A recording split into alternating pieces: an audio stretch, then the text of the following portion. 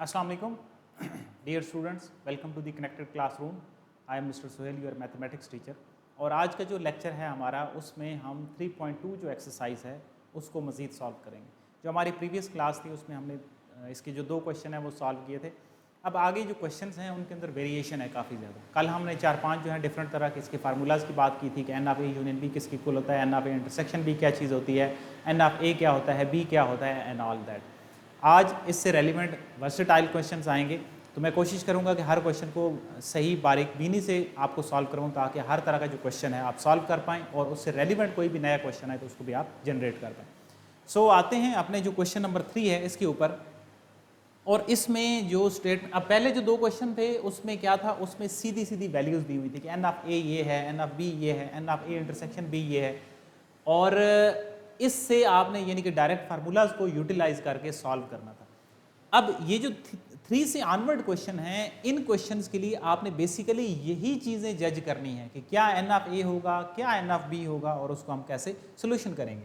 जिस तरह अब है कि in a group of 30 mathematics student, 30 जो हैं वो मैथमेटिक्स के स्टूडेंट हैं, 20 लाइक्स अलजेब्रा, 20 जो हैं वो अलजेब्रा को लाइक करते हैं और 15 like both geometry and algebra, और 15 ऐसे हैं जो कि ज्योमेट्री और अलजेब्रा दोनों को लाइक करते हैं। Show the data by the when diagram, एक तो इस डाटा को हमने वेन डायग्राम से शो कराना है। फिर दूसरा चीज़ क्या, also find how many students like geometry, कि अब यहाँ पे ये तो लिख दिया गया कि 20 स्टूडेंट्स जो है वो अलजेब्रा लाइक करते हैं और 15 स्टूडेंट्स जो है वो ज्योमेट्री और अलजेब्रा दोनों को लाइक करते हैं। बट ज्योमेट्री की अलग से जो रिप्रेजेंटेशन है, अगर हम फॉर एग्जांपल इसको एन ऑफ ए मैं कहता हूँ और इस ज्योमेट्री वाले को एन ऑफ बी कहता हूँ, तो मुझे एन ऑफ बी निकालना है, ठीक है। और फिर वेन डायग्राम से भी हमने शो करना है। अब इसमें अगर आप गौर करें तो ग्रुप ऑफ 30 स्टूडेंट्स क्या होगा, ये टोटल हमारे स्टूडेंट्स होंगे। यानी कि अगर हम इसको बड़े पर्सपेक्टिव में देखें कि हमने क्वेश्चन को है यहाँ पे जनरेट करना है, बुक की आपका जो पेज है वो 59 है, तो 30 मैथमेटिक्स स्टूडेंट मीन्स ए और जो बी है, अगर फॉर एग्जांपल हमारे पास अलजेब्रा के स्टूडेंट हैं और एन ऑफ बी अगर ज्योमेट्री के स्टूडेंट हैं, तो इन दोनों को अगर मिला के हम स्टूडेंट्स की बात करें तो वो 30 स्टूडेंट बनते हैं। एक चीज़ तो ये हो गई। फिर दूसरी चीज़ क्या है कि कितने स्टूडेंट्स हैं जो कि अलजेब्रा को लाइक करते हैं। अब अगर हम अलजेब्रा यानी कि एक की बात कर रहे हैं तो ये हमारे पास क्या हो जाएगा, एन ऑफ ए हो जाएगा। फिर बात आ जाती है 15 लाइक बोथ। अब ये जो 15 है like both geometry and algebra, अब बोथ मतलब ये है कि उनमें कुछ ज्योमेट्री वाले भी हैं कुछ अलजेब्रा वाले भी हैं, तो ये उन दोनों के कंबाइन पोर्शन है। ए इंटरसेक्शन बी है, N of A intersection B जो है वो किस चीज़ की इक्वल है, वो 15 के इक्वल है। तो ये हमारे पास क्या हो गया, ए यूनियन बी हो गया। आप अपने जो नाम है वो कोई भी दे सकते हैं, N of P union Q कर दें, कुछ भी कर दें। ये जो स्टूडेंट हैं ये एन ऑफ ए हैं और ये जो स्टूडेंट हैं ये ए इंटरसेक्शन बी हैं जो कि 15 स्टूडेंट हैं। यहाँ तक चीज़ें आई होप आपको क्लियर हो गई। अब एंड पे आ जाते हैं कि we have to find this one, यानी कि एन ऑफ बी जो है वो हमें फाइंड आउट करना है। तो अगर आपको ये चीज़ें क्लियर हो गई हैं तो फिर आपको फार्मूला क्लियर हो जाना चाहिए कि n of A union B किसके इक्वल होता है, ठीक है। N of A union B equal होता है, हमने कल जो फार्मूला पढ़ा था, n of A plus n of B minus n of A intersection B. उसकी वजह यह है कि ए और बी दोनों के इकट्ठे जब एलिमेंट्स आ जाते हैं तो जो कंबाइंड एलिमेंट्स होते हैं अगर हम उनको भी दोबारा से कंसीडर करेंगे, लिखेंगे, तो वो क्या हो जाएगा, वो सेट्स में रेपिटेशन आ जाएगी। तो जब ये माइनस हो जाएंगे तो वो सारे क्या हो जाएंगे, इसमें से डेप्लीट हो जाएंगे या ख़त्म हो जाएंगे। सो आते हैं अपने जो वाइट बोर्ड के ऊपर और इसको हम जो है वो सॉल्व करते हैं। वहाँ पे जो डाटा मैंने यहाँ पे लिखा है उसको हम जनरेट कर लेते हैं बुक से कि 30 स्टूडेंट्स, क्वेश्चन नंबर है हमारा 3, n of A union B which is equal to 30। फिर आगे है 20 अलजेब्रा के स्टूडेंट्स हैं, एन ऑफ ए जो कि इक्वल है 20 के। फिर हम बात करते हैं कि जो कि कॉमन एलिमेंट्स हैं जो दोनों पसंद करते हैं वो हैं 15, तो जिनमें कुछ जो है वो अलजेब्रा के हैं कुछ जो है वो ज्योमेट्री के हैं। फिर उसके बाद है कि इसको आपने डाटा को वेन डायग्राम से शो कराना है और आपने एन ऑफ बी जो है वो फाइंड आउट करना है। तो ये सारा डाटा है। अब अगर आपको एक लाइन जो फार्मूला की है वो अगर आती है कि n of A union B जो होता है वो इक्वल होता है N of A plus n of b minus n of a intersection b। तो ये सारी चीज़ें, अब इसमें से A यूनियन B का जो डाटा है वो भी आपके पास मौजूद है, N ऑफ A का जो डाटा है वो भी आपके पास मौजूद है, N ऑफ B जो है वो हमारे पास अननोन है, और ये जो चीज़ है ये हमारे पास किसकी इक्वल है, 15 के इक्वल है। तो यहाँ तक हमने क्या कर दिया, अपना जो सारा डाटा है उसको सब्स्टिट्यूट कर दिया। अब यहाँ से आप कैसे N ऑफ B निकालेंगे, 30 minus 20 plus 15 is equal to N of B। ये जो N ऑफ B है उसको मैंने उसी साइड पे रहने दिया, 20 और जो 15 है इनको दूसरी साइड पे ले गए। अब यहाँ पे कितना बन रहा है आपके पास, 30 माइनस 20 ये हो गया 10 और प्लस 15, तो जो N ऑफ B आपके पास है वो हमारे पास 25 के इक्वल है। अब आ जाते हैं, ये N ऑफ B तो हमने फाइंड आउट कर ली, यही चीज़ हमने फाइंड आउट करनी थी। अब आते हैं इसकी वेन डायग्राम से जो रिप्रेजेंटेशन है वो कैसे होगी। मींस ये तो एक बड़ा सेट हो गया जो कि यूनिवर्सल हो गया, ठीक है, जिसमें सारे पड़े हुए हैं। अगर हम A और B दोनों की बात करें तो इसमें A भी पड़ा हुआ है, इसमें B भी पड़ा हुआ है। अब प्रॉब्लम ये आती है कि ये मैंने A तो जनरेट कर दिया, अब A और B में क्या रिलेशन है वो आपने अब खुद से देखना है। अगर नंबर्स की यहाँ पे बात होती है, एक A में कहता मैं 1 2 3 है, B में कहते 2 3 है, तो आप कहते हैं कि ओवरलैपिंग है। अब ये जो A इंटरसेक्शन B है ना, ये रिजल्ट ये शो कर रहा है कि ये ओवरलैपिंग होंगे, इन दोनों के अंदर कंबाइन जो एलिमेंट्स हैं वो होंगे, तो मीन्स B फिर इस तरह का होगा। अब आपने ये देखना है, इसको रिप्रेजेंट कर रहे हैं वेन डायग्राम से, यानी कि डायग्राम को अगर देखा जाए तो हम अपने क्वेश्चन सारे को अंडरस्टैंड कर लें। अब A में कितने एलिमेंट्स हैं, A में है 20, B में कितने एलिमेंट्स हैं 25, और इनके कंबाइंड एलिमेंट्स कितने हैं, कंबाइंड पोर्शन जो होता है ना वो यहाँ पे होता है। अब अगर इनके 15 जो हैं वो कंबाइन हैं, तो अब मुझे ये बताएं कि A के एलिमेंट्स कितने रह गए, A के फिर एलिमेंट्स 5 रह जाएंगे, और जो B के एलिमेंट्स 25 हैं, 15 इधर आ गए तो 10 रह जाएंगे। अब टोटल मिला के आपके पास ये 30 स्टूडेंट पूरे हो रहे हैं, 15 10 25 और 5 30, और इस हवाले से हमारा ये जो क्वेश्चन है ये सारा कंप्लीट हो जाता है, ठीक है, जिसमें आपने क्या करना है, जस्ट क्वेश्चन को अंडरस्टैंड करना है कि इसमें क्या चीज़ें पूछी गई हैं, उस हवाले से फिर आप उसका सोल्यूशन बनाएंगे। सो ये था हमारा इसका क्वेश्चन नंबर 3। अब हम आते हैं इसके नेक्स्ट क्वेश्चन की तरफ कि उसमें क्या डाटा गिवन है और उसको हम कैसे सॉल्व करेंगे। इसमें क्या है, इन अ स्ट्रीट विद 50 हाउसेस, ठीक है, एक स्ट्रीट है जी, उसमें 50 जो हैं वो घर हैं। आपने याद रखना है, तीसरे के साथ इसको रिलेट भी करते जाना है। ग्रुप ऑफ 30 मैथमेटिक्स पिछला था, इसमें स्ट्रीट है विद 50 हाउसेस, उसमें 50 घर हैं, और जो 25 हाउसेस हैं उनके लॉन्स हैं, जो 32 हाउसेस हैं उनके अंदर कार पोर्च हैं, और जो 15 हाउसेस हैं उनके अंदर लॉन भी हैं और कार पोर्च भी हैं, ठीक है। इट मीन्स यहाँ पे भी दो ही चीज़ों की बात हो रही है, ये टोटल हो गया, ये हमारे पास 25 ऐसे हैं जिनके लॉन्स हैं, ये 32 ऐसे हैं जिनके कार पोर्च हैं, और 15 ऐसे हैं जिनके लॉन भी हैं और कार पोर्च भी। शो बाय वेन डायग्राम, एक तो वेन डायग्राम आपने बनानी। Also find how many houses have neither lawn nor porch. इन 50 में से कितने ऐसे घर हैं जिनके ना तो कार पोर्च हैं और ना ही जो है वो क्या होंगे, उनके लॉन होंगे। तो ये सारा हमारा डाटा है। अब इस डाटा को जो मैं रिप्रेजेंट करूंगा वो एक मतलब जो 5 क्वेश्चन होगा उसका मैं जो रिप्रेजेंटेशन है ना नंबर्स की वो डिफरेंट दूंगा, 4 की डिफरेंट दूंगा, ताकि आपको क्लियरेंस हो जाए कि इस तरह भी लिखा जा सकता है और ये जो 5 क्वेश्चन हम करेंगे उसमें भी इस तरह भी हम कर सकते हैं। ये जो टोटल है ना, मैं इसको कह रहा हूँ कि ये मेरे पास n ऑफ a है, ठीक है। नेक्स्ट जब हम क्वेश्चन करेंगे तो n ऑफ, जो टोटल का मतलब है, आप सेट्स की बात कर रहे हैं ना, तो आप सेट्स में जो सबसे बड़ा सेट होता है वो कौन सा सेट होता है, वो यूनिवर्सल सेट होता है, तो आप उसको U का हम नाम देंगे। यहाँ पे मैं क्यों कर रहा हूँ, ताकि फार्मूला वर्सेटाइल तरीके से आपको समझा पाऊँ और आप कंफ्यूज भी ना हो कि मुझे क्या नाम देना है।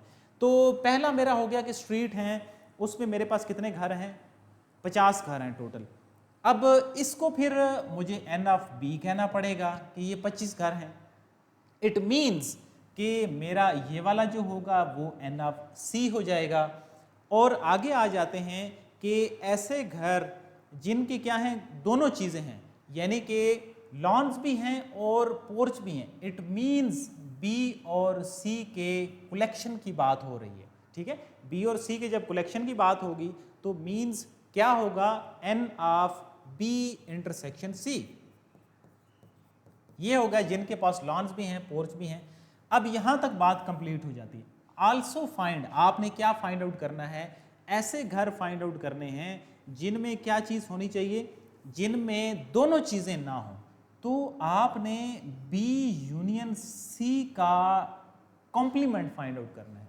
कॉम्प्लीमेंट का क्या मतलब होगा कि जो टोटल होंगे, टोटल में से आपने ये सारा निकाल के जो बाकी बच जाएंगे वो आपने निकालने हैं। कॉम्प्लीमेंट आप कैसे निकालते हैं, जिस तरह u माइनस ए करते हैं, यहाँ पे भी हम वही काम करेंगे कि हमने बेसिकली एंड पे u माइनस ए निकालेंगे और इसी तरीके से इसको जो वेन डायग्राम है उससे भी इसको शो करेंगे। तो आते हैं, इसका अब डाटा जो है वो हम बोर्ड पे लिखते हैं और फिर हम इसका सोल्यूशन करेंगे। क्वेश्चन नंबर है हमारे पास 4। टोटल को हमने नाम दिया था n ऑफ a, जो कि क्या है 50 हैं। फिर आगे जो है वो 25 have lawns, n of b। चले मैं इसके साथ मज़ीद ये कर देता हूँ कि यहाँ पे लिख देता हूँ ताकि मज़ीद आसानी हो जाए आपको। Total houses n of a is equal to 50। फिर दूसरी चीज क्या थी, लॉन, हाउसेज विद जिनके लॉन हैं n ऑफ b, वो कितने हो गए, वो 25 हो गए। फिर तीसरी चीज में आ जाते हैं कि car porch, houses with car porch, इसको मैं n ऑफ c का नाम दे देता हूं और मेरे पास जो n ऑफ c है वो 32 है। अब यहाँ तक आई होप आपको क्लियर हो गया। आगे आते हैं कि हमारे पास लॉन वाले हाउसेज हो गए, कार पोर्च वाले हाउसेज हो गए, and 15 houses have both lawn houses contain both क्या, लॉन एंड पोर्च, जिनके अंदर क्या चीज है, लॉन भी है और पोर्च भी है। तो वो हमारे पास क्या हो जाएगा, n ऑफ b और c दोनों की कंबाइंड डाटा की बात हो रही है। तो वो कितने हैं जी, वो 15 हैं, जिनके अंदर दोनों चीजें मुश्तरक हैं, वो कितने हो गए, 15 हो गए, ठीक है। अब फिर आगे आ जाते हैं जी, कौन सी चीज हमें, अब यहाँ तक जो डाटा है वो ऑलमोस्ट हमने लिख दिया है। अब हमने फाइंड आउट करना है कि जो मैंने आपको बताया था n of b union c जो है ना, इसका जो डैश है वो फाइंड आउट करना है। डैश का क्या मतलब होगा कि टोटल में से पोर्च वाले कितने हैं, लॉन वाले कितने हैं, एटलीस्ट एक जिनके पास है वो कितने हैं, और फिर उस सारे में से n ऑफ जो b यूनियन c का डैश होगा वो आप उसको अलग कर लेंगे। तो ये था हमारा डाटा। अब इसमें से जो मुझे पहले निकालना है ना, n of b union c, direct जो इसका कॉम्प्लीमेंट है वो नहीं निकलेगा। पहले आपने कौन सा निकालना है, जिनके पास एटलीस्ट 1 है, हाउसेज विद, जिनके पास क्या है, एटलीस्ट 1 थिंग है। क्या 1 थिंग है, या तो उसके पास लॉन है या उसके पास पोर्च है, इन दोनों में से उसके पास क्या चीज है। जब यहाँ पे या की बात आएगी, आर की बात आएगी, तो मीन्स बी यूनियन सी का n निकालें। अब आप जानते हैं कि n of b union c क्या होता है, n ऑफ b होता है, n ऑफ c होता है और minus n of b intersection c होगा। So n of b union c is equal to, n of b की जो वैल्यू है वो है हमारे पास 25, n ऑफ c की वैल्यू हमारे पास दिस वन, और ये आपके पास जो n of b union c का आंसर आएगा वो कितना बन रहा है, 8, 40, और इसमें से सॉरी 8 नहीं बन रहा,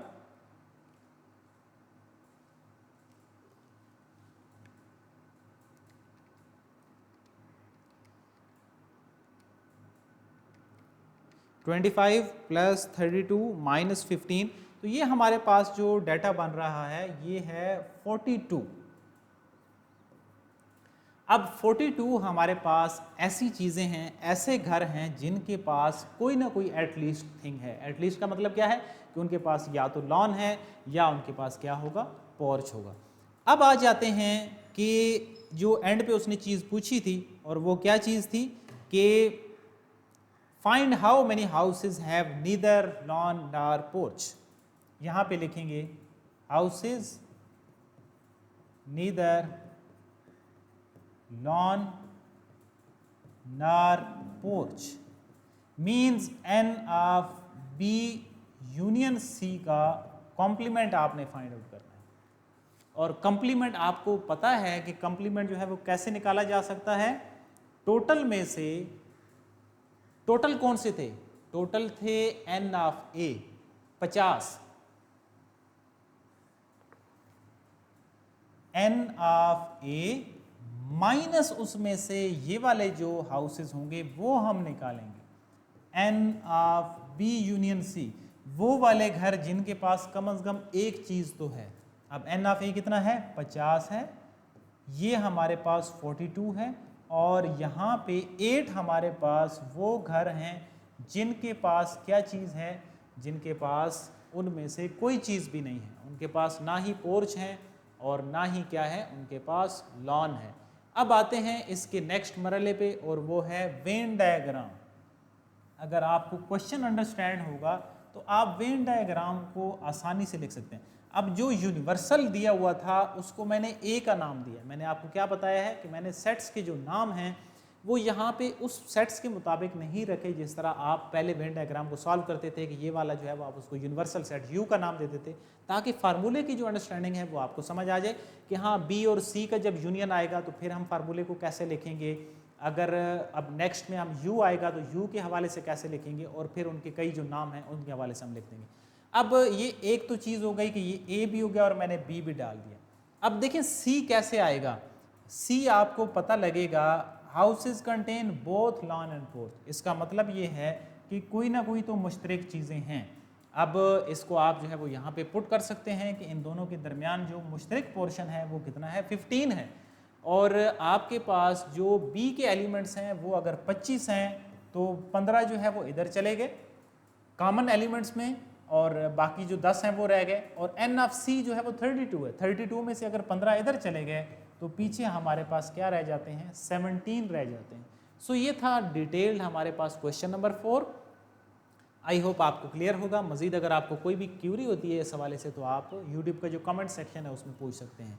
अब हम आते हैं अपना जो क्वेश्चन नंबर 5 है उसके ऊपर, और क्वेश्चन नंबर 5 को हम रीड आउट करते हैं कि उसमें क्या डाटा गिवन है और क्या चीज़ें हमने जो है वो फाइंड आउट करनी है। तो क्वेश्चन नंबर 5 है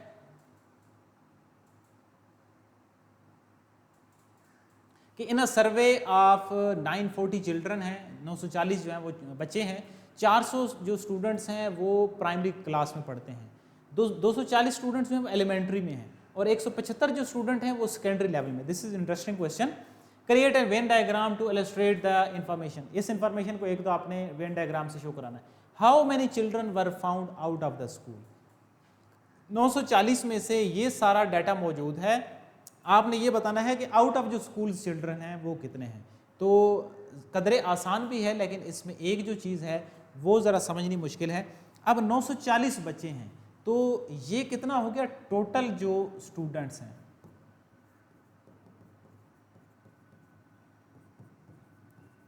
ये कितने हो गए, 940 हो गए। अब ये जो 940 हैं इसमें से जो प्राइमरी लेवल के स्टूडेंट हैं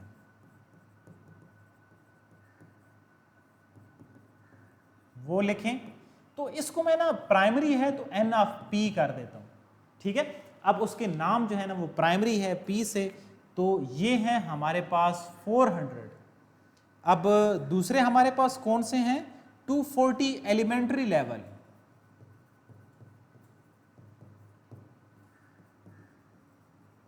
अब एलिमेंट्री को एन ऑफ ई कर दें, और जो आपके पास एलिमेंट्री के स्टूडेंट हैं वो हैं 240। फिर आ जाते हैं सेकेंडरी लेवल, तो ऑब्वियसली फिर इसको S से डिनोट कर दें, और वो जो हमारे पास स्टूडेंट हैं वो हैं 175। अब ये यानी कि इसमें जो कंपैरिजन है वो 3 चीज़ों का होगा, ठीक है, A, B और C आप ऐसे समझ लें। यानी कि आप अगर हम यूनियन की फॉर्म में इसको लिखेंगे तो हम कहेंगे N of A union B union C। तो अब आपने पहले तो ये निकालना, ये सारे स्टूडेंट्स हो गए। अब इसमें से नज़र आ रहा है, उसने कहा है कि इसको वेन डायग्राम से शो करना है। मैं इधर लिख रहा हूँ, ये जो सारे होंगे ना ये डिसजॉइंट सेट्स होंगे, क्योंकि 3 का जो फार्मूला था वो बहुत बड़ा था, ठीक है। उसके लिए ये बता रहा हूँ डिसजॉइंट सेट क्यों है। क्या ऐसा मुमकिन है कि एक student at a time primary level में भी हो, एलिमेंट्री लेवल पे भी हो और सेकेंडरी लेवल में भी हो? ऐसा तो मुमकिन नहीं है ना। तो ऑब्वियस सी बात है कि इन सारे ये जो P, E और S सेट हैं ये सारे डिसजॉइंट सेट्स हैं। और जो रीज़न मैंने अभी बोली है इसको आगे आप लिखना चाहें तो यहाँ पे लिख सकते हैं कि primary, elementary and secondary students cannot be at the same level at 2 points, ठीक है। कि उनमें से कोई भी स्टूडेंट ऐसा नहीं हो सकता जो एक ही स्टूडेंट हो और वो 2 क्लासेस में बैठा हो। तो मीन्स क्या हो गया, इसके जो है वो डिसजॉइंट सेट्स हो गए। तो जब डिसजॉइंट का केस आ जाता है तो फिर उसको जो सॉल्व करना वो आसान हो जाएगा कि आपने अगर इनका यूनियन निकालना है N of P union E union S में सिर्फ और सिर्फ उनकी जो एडिशन होगी वो आ जाएगी। यानी कि अब देखिए ना कोई इंटरसेक्शन का केस आएगा, ना ही कोई सब्ट्रैक्ट करेंगे, ना ही प्रॉब्लम आएगी। 400 प्लस 240 प्लस 175, तो ये हमारे पास है 400 में आपने 240 को ऐड करना है और इसके अंदर आपने 175 को ऐड करना है। तो ये आपके पास 815 जो स्टूडेंट्स हैं वो आ जाएंगे जो कि मतलब पढ़ रहे हैं, किसी लेवल के अंदर हैं। अब यहाँ से बड़ा सीधा सीधा सा आंसर बन रहा है कि कितने स्टूडेंट्स हैं जो आउट ऑफ स्कूल्स हैं। अब जो आउट ऑफ स्कूल्स हैं मींस टोटल के अंदर से इसको हम सब्ट्रैक्ट कर देंगे। अब देखो टोटल जब मैंने चिल्ड्रन लिखा था तो मैंने वहाँ पे उसको कोई नाम नहीं दिया। अब देखो मैं इसको कह देता हूँ कि ये मेरे पास यूनिवर्सल सेट है जो सबसे बड़ा है, जिसमें टोटल स्टूडेंट्स हैं N ऑफ U हैं। तो अब आपने क्या निकालना है, out of school children, out of school children. तो मीन्स किसकी बात हो रही है, P union E union S का कॉम्प्लीमेंट की बात हो रही है। जब कॉम्प्लीमेंट की बात होगी तो इसका मतलब ये होगा कि N ऑफ U में से N of P union E union S को आप सब्ट्रैक्ट कर देंगे तो आपके पास आंसर आ जाएगा। सो टोटल हमारे पास थे 900 में से 800 जो 15 जो एनरोल्ड स्टूडेंट हैं वो अगर आप निकाल देंगे तो आपके पास 85 ऐसे स्टूडेंट्स होंगे जो कि आउट ऑफ द स्कूल्स हैं। अब इसकी जो बनाते हैं, अब इसकी नीचे आप वेन डायग्राम की हेडिंग देके इसको ड्रॉ कर सकते हैं। तो वेन डायग्राम क्या आएगी, तीनों जो हैं वो अलग अलग सेट आएंगे, P, Q, P, E और S। वजह क्या है, तीनों डिसजॉइंट हैं, तीनों अलग अलग आ जाएंगे। ये आपके पास यूनिवर्सल है, जितना यूनिवर्सल का डाटा है कितना है 900 यहाँ पे लिख देंगे और N ऑफ P जो है वो 400 आपने लिख दिया, N ऑफ E जो है वो 240 लिख दिया और सेकेंडरी लेवल 175। तो ये हमारे पास इसका डिटेल क्वेश्चन था जिसको हमने उसी नाम से जो है वो रिप्रेजेंट करके सॉल्व किया है। अब इसी पर्सपेक्टिव से फिर हम आते हैं अपना 6 क्वेश्चन पे, वो थोड़ा सा और डिफरेंट है और जो 6 क्वेश्चन है वो कुछ इस तरह से है। 6 क्वेश्चन में कि ABC जो dairy polls its customer on its favourite flavour, ठीक है, और इसमें क्या है, चॉकलेट्स है, वेनिला है और मैंगो है। गर्मियाँ चल रही हैं तो इसलिए आइसक्रीम का सीज़न चल रहा है। और 100 जो कस्टमर्स हैं वो क्या कहते हैं कि हमें मैंगो फ्लेवर चाहिए, 90 जो कस्टमर्स हैं वो कहते हैं कि वेनिला फ्लेवर चाहिए और 40 ऐसे हैं जो कहते हैं कि चॉकलेट फ्लेवर चाहिए। अब 20 कस्टमर्स जिनको मैंगो और वेनिला का कंसर्न्स है और 14 जो हैं वो चॉकलेट और वेनिला के हैं। हाउ मैनी कस्टमर्स, कितने कस्टमर्स हैं जो कि जिन्होंने कहा है said they like only mango, only vanilla and only chocolates. इसका मतलब ये है कि पहले तो हमने ये बात करनी है कि कितने कस्टमर्स हैं। जब हम कस्टमर्स की बात करेंगे तो हमारे पास टोटल नंबर आएगा। अब जो टोटल नंबर है 3 फ्लेवर्स के 100 कस्टमर सेट, सॉरी इसमें लिखा हुआ है कि कितने हैं जो मैंगो को पसंद करते हैं, तो इसको हम एम से डिनोट करते हैं। क्यों एम से डिनोट करते हैं? अब इन्हीं के नाम से मैंगो है तो इसकी एम से मैंने एन ऑफ एम कर दिया। 90 जो कस्टमर्स हैं वो सेट दैट वेनिला, तो एन ऑफ इसको वी कर दें। एंड 40 पोल्ड फॉर चॉकलेट, जो चॉकलेट वाले हैं इसको एन ऑफ सी कर देंगे। जो 20 कस्टमर्स हैं वो मैंगो और वेनिला वाले हैं, means N of M and V, ये हो गए। 14 जो हैं वो चॉकलेट और वेनिला वाले हैं, N of C intersection V, ये हो गया। तो ये सारा डाटा हमने लिख दिया बड़ी इजीली, उन्हीं के नामों को यूज करते हुए हमने आसानी से उस डाटा को रिप्रेजेंट कर दिया। अब हम इसके अपने जो बोर्ड पे आते हैं, मैंने यहाँ से आपको एक दफ़ा समझा दिया ताकि हम वहाँ पे इस सारे डाटा को सब्सटीट्यूट करके और उसको लिख सकें। सो क्वेश्चन नंबर है हमारा 6 और हमारे पास जो डाटा है उसमें क्या है, मैंगो वाले N of M 100, N of V vanilla की जो चाहने वाले हैं वो कितने हैं, वो हैं 90, एन ऑफ सी जो सी वाले हैं, जो चॉकलेट फ्लेवर वाले हैं वो हैं 40। कौन से हैं नेक्स्ट वाले, एन ऑफ जो दोनों चीज़ें पसंद करते हैं 20 कस्टमर्स हैं, मैंगो एंड वेनिला। और नेक्स्ट फिर है N of chocolate and vanilla वाले जो हैं वो हैं 14। आपने फाइंड आउट करना है कौन सी चीज़ें, 3 चीज़ें हैं, ओनली मैंगो, सिर्फ आपने मैंगो वाले जो हैं वो फाइंड आउट करने हैं, क्योंकि ये तो जाहिर सी बात है इनमें तो मिक्स हैं सारे। अब आपने सिर्फ मैंगो वाले निकालने हैं, फिर आपने वेनिला वाले निकालने हैं और फिर आपने चॉकलेट वाले निकालने हैं जी। अब अगर हम ओनली मैंगो की बात करें तो इसका मतलब ये होगा